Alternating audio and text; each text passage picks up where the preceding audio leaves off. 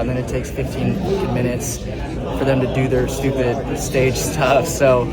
Kyle Larson had one of the worst afternoons of his season on Sunday. Wrecked, broken, 18 full laps deep in a hole, and then, a few hours later, the same man was standing in a victory lane with a checkered flag in his hand. Two very different endings on the same day. But that is not even the part that has NASCAR fans losing their minds tonight. Because something happened during the Cup race that thousands of people noticed at the exact same moment, and it has nothing to do with how fast Kyle Larson was.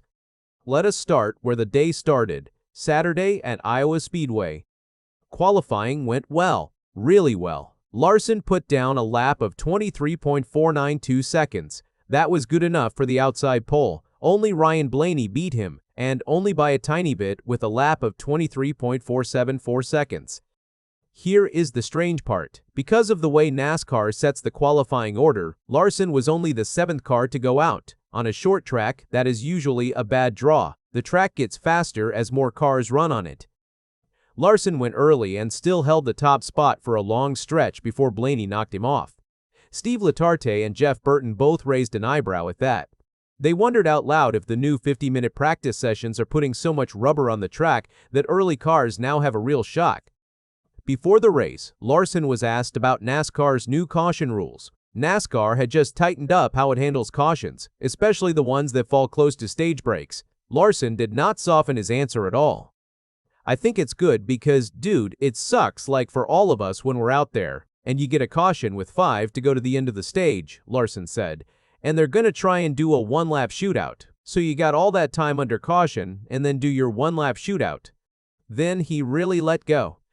Then it takes 15 freaking minutes for them to do their stupid stage stuff. So, yeah, it's just like roll on with it. He also made it clear he wants more changes coming. Hopefully to get the races that be shorter, not shorter distance, but shorter length, and yeah, just give the fans, better excitement.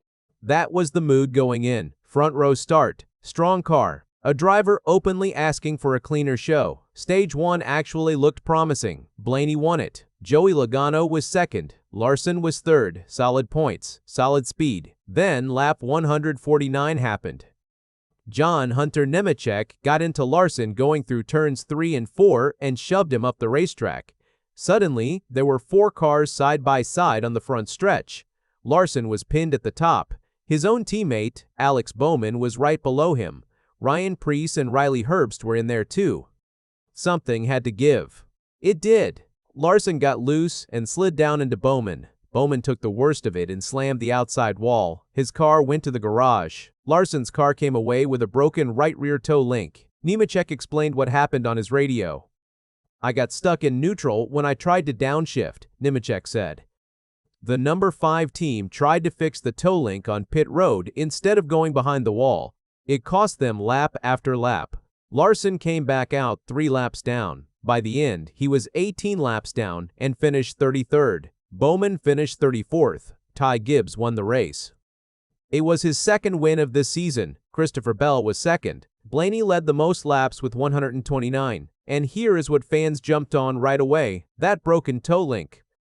One fan put it plainly online: Kyle Larson has to have the record for most broken toe links. Any other team can flip like Ryan Preece at Daytona and not break a toe link.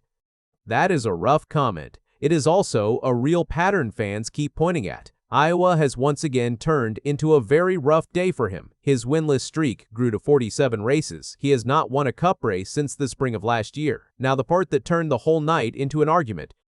Sunday was the very first NASCAR race on USA Sports, the network that carries the rest of this season. And fans watching at home said Larson barely showed up on the broadcast. Not during his repairs, not after the crash, not while he ground out laps at the back. The reaction was not calm. The blatant and obvious refusal of coverage of Kyle Larson confirms everything I've ever said about how corrupt NASCAR is, one fan wrote. Another fan tied it straight to money. And you wonder why Lowe's and Home Depot and all the other brands won't ever come back. BC, they know they won't get airtime no matter who they sponsor. That is the argument in one line. Big brands left the sport years ago. Fans believe airtime is the reason they stay gone. If the reigning champion can wreck in front of everybody and still be skipped over, what does a sponsor get for the money? Others were less kind about Larson himself. Kyle Larson is gonna wreck every week, one wrote. Another said, Kyle Larson might suck in cup, but dude still beats everyone ass in dirt. That last comment ended up being the whole story of the day, because Larson left Iowa and drove to Knoxville Raceway. On Sunday night, he climbed into a 410 sprint car and won the 14th Avanti Windows and Doors Capitani Classic presented by Great Southern Bank, $13,000 to win. A record 87 cars entered. He started fourth. David Gravel started on the pole and led the first 16 laps. Larson passed Rico Abreu for fourth on lap 3. He got by Austin McCarroll for third on lap 11. He took second from Brent Marks on lap 15 with a move up high in turn 2. Then on lap 19, he went in high in turn 1, dropped down off turn 2, and drove under Gravel for the lead. A red flag came out when Buddy Kofoid and Tyler Courtney got together and Kofoid flipped over. That set up a 3-lap dash to the finish. Larson held on. Abreu was second. Gravel was third. It was his second Capitani Classic win. The first came back in 2020. He was honest about how hard it was. When I got to the lead, it was very difficult to run the bottom, Larson said in victory lane.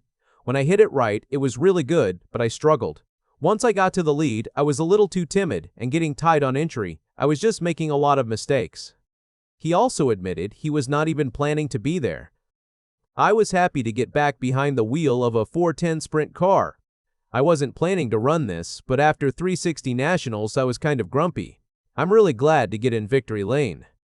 Grumpy. That is the word he used after a 33rd place Cup finish and a wrecked race car.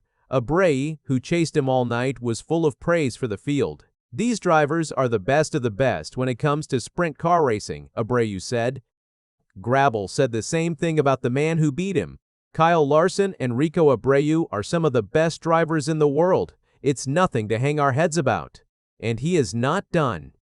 Larson is running the 65th NOS Energy Drink Knoxville Nationals from August 12th through the 15th, even with the NASCAR conflict on his calendar. So here is the real question. Is NASCAR keeping its own champion off television on purpose, or did a car 18 laps down simply stop being part of the story? Tell me what you saw on that broadcast. Because the numbers do not lie either way. 47 races without a cup win. One night, 2 racetracks, 1 trophy, a broken toe link on pit road, and a checkered flag in the dirt, all inside the same 12 hours. Larson does not look slow, he looks stuck. And the man who beat 86 other cars at Knoxville is the same man who could not finish on the lead lap at Iowa.